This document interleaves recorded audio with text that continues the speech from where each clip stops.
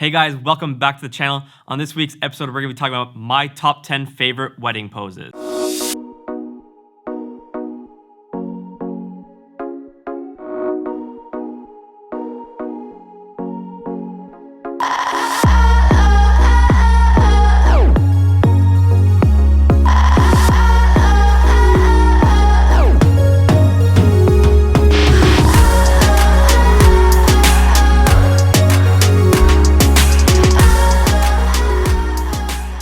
Many of you might not know, but I actually started out as a wedding photographer and filmmaker. That's right, I started in the wedding industry. And I'm actually still in the wedding industry, but obviously nowadays I've branched out now into YouTube and Instagram, shooting travel and lifestyle photography. But still, throughout the year, I shoot weddings. And I'll make sure to link below my Heart Visuals YouTube page and as well my Instagram page so you guys can check out more of my work. Right now it's September and I've got 16 weddings behind me and 4 more to go, and then the 2019 wedding season is over. So that's why today, being in the theme of weddings and all, I thought I would share with you my top 10 favorite wedding poses. As well, today's episode is sponsored by Skillshare. Skillshare has kindly offered a 2-month free trial for their online resource. If you've never heard of Skillshare, Skillshare is one of the best online course websites that you can go to.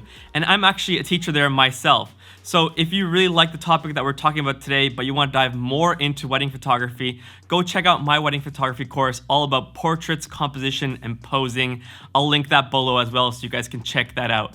But definitely make sure you sign up for that free 2-month Skillshare trial because, well, what do you have to lose?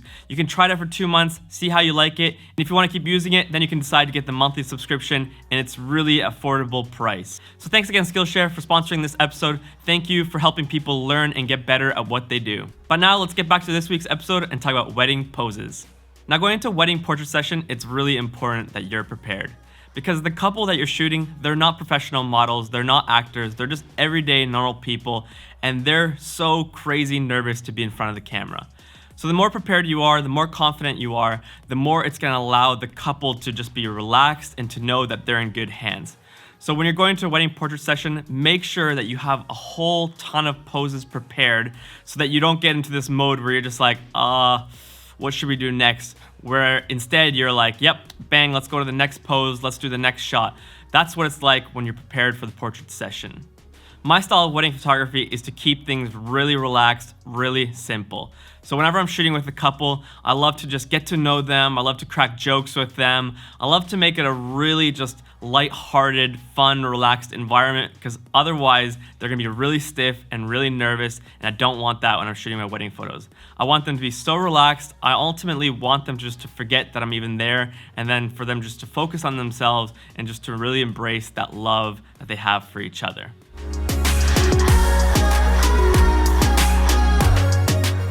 Alright, so pose number 1 is the hipster pose. This is a classic. This is when you have the couple facing forwards at you, standing a little bit farther apart from each other, holding hands in the middle. This is a really easy pose to start off of because they're really nervous, so you want them just to loosen up a little bit, and it's not a hard pose to do. So you have them standing there, you have them facing you, and from there you can go to a lot of different variations. So first you can have them standing maybe a meter width apart from each other, holding hands, and then you can ask them to turn towards each other, and that's always great because they get to look at each other, they're smiling, they're laughing, they're having fun. And if you want to get really wild, you can have them stand a meter apart from each other while kissing in the middle. Makes for a nice romantic shot always. This wide hipster pose is also great when you're in front of huge landscapes. It just creates a nice symmetry with them in the middle and really makes them stand out from the backdrop. I personally love this shot because I'm a very logical creative, so I like having the symmetry of the couple standing there like this, holding hands and facing forwards. So that's pose number 1, hipster pose.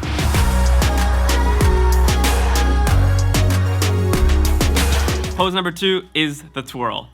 From the hipster pose, them standing there holding hands, you can then ask the groom to twirl the bride. So ask him to just grab her arm and twirl her around. And this makes for a nice just princess moment for the bride. Their dress gets to spin around, it flows around. And as well, having the couple to do something active, it makes them forget that you're there. So it's really great because often, maybe they mess up the first time, they feel a little bit awkward, a little bit funny, they laugh a lot. So it's really great just to get those nice, true emotions. And make sure when you're shooting this, you don't just stop when they're twirling, but as well keep shooting afterwards because a lot of times the reactions after the pose can often be the best. So that's pose number 2, the twirl.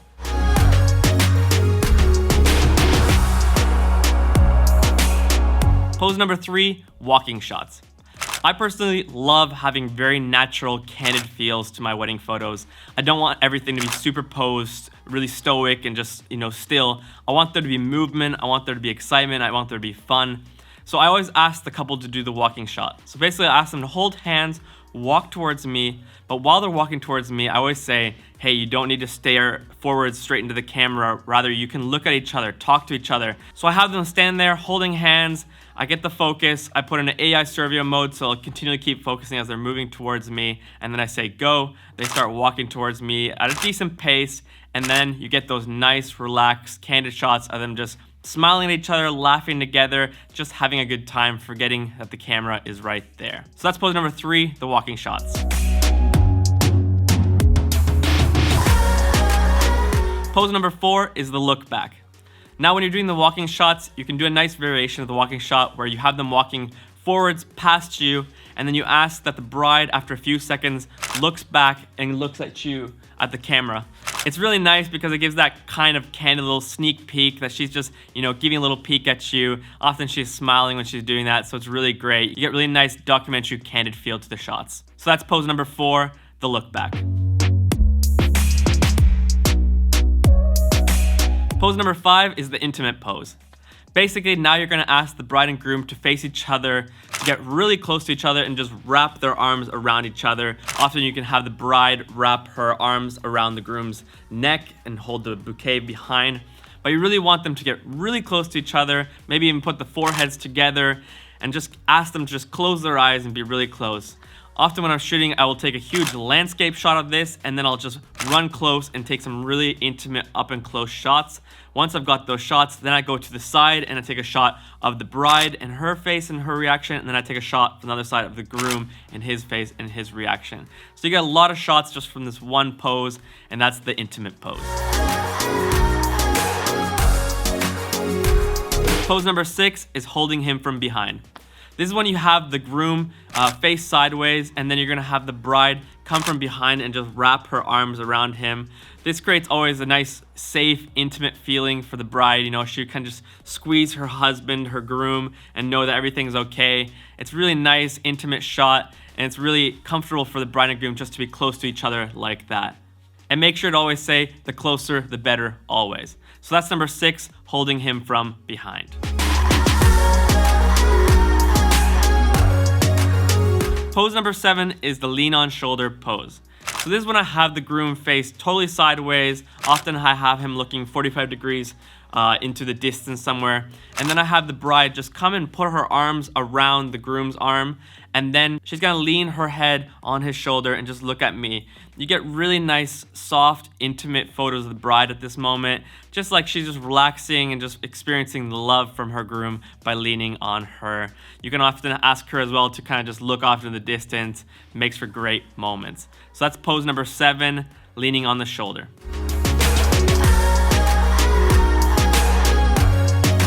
Pose number 8 is the wraparound.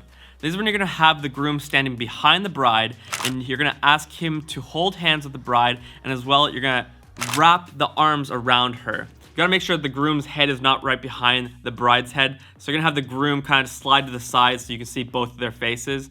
From there, you can ask the groom then to whisper something romantic into her ear, make her laugh, maybe kiss her on the cheek. There's a lot of variations that you can do with this shot, but it makes for a really nice, intimate, close, just pose that they can enjoy together. So that's pose number 8, the wraparound. All right, pose number 9 is the lift. Now, the lift, it can be a great pose, it can be great for photos, but also it can be disastrous.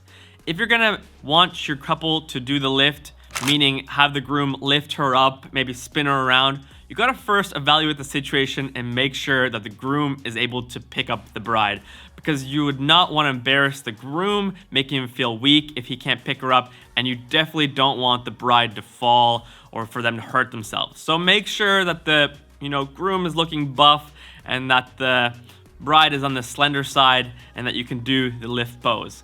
But basically what you're gonna do is you're gonna have him, put his arms around her and lift her up, maybe spin her around. Her dress is just gonna flow around.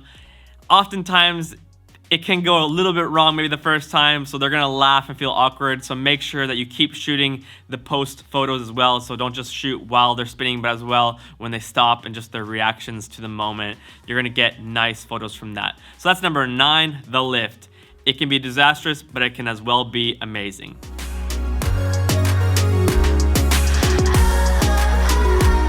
And number 10, the final pose, is the dip kiss. Now this is when you're gonna have the groom hold the bride from behind, and he's gonna just dip her down and give her a kiss. Very romantic, very classic, works very well if you're at a black tie event and you wanna just get that nice classic romantic dip kiss pose. All right guys, that's my top 10 wedding photography poses for you guys. Hopefully that will give you an arsenal of wedding poses for your next wedding photography gig. As well, make sure to click below, Skillshare link, 2-month free trial. Go check out my wedding photography course, all about shooting portraits, posing, composition. I'm sure you'll learn a lot more on top of what you've already learned from this week's episode. As well, if you like this week's episode, make sure you smash the like button, comment below your favorite pose, what you like to use at wedding photography gigs. I'd love to hear, and maybe if you have any other poses that I didn't mention, because I would love for people just to be able to learn from each other. And if you're new to the channel, make sure you subscribe to the channel so that you're up to date on the latest videos. All right guys, have a fantastic week.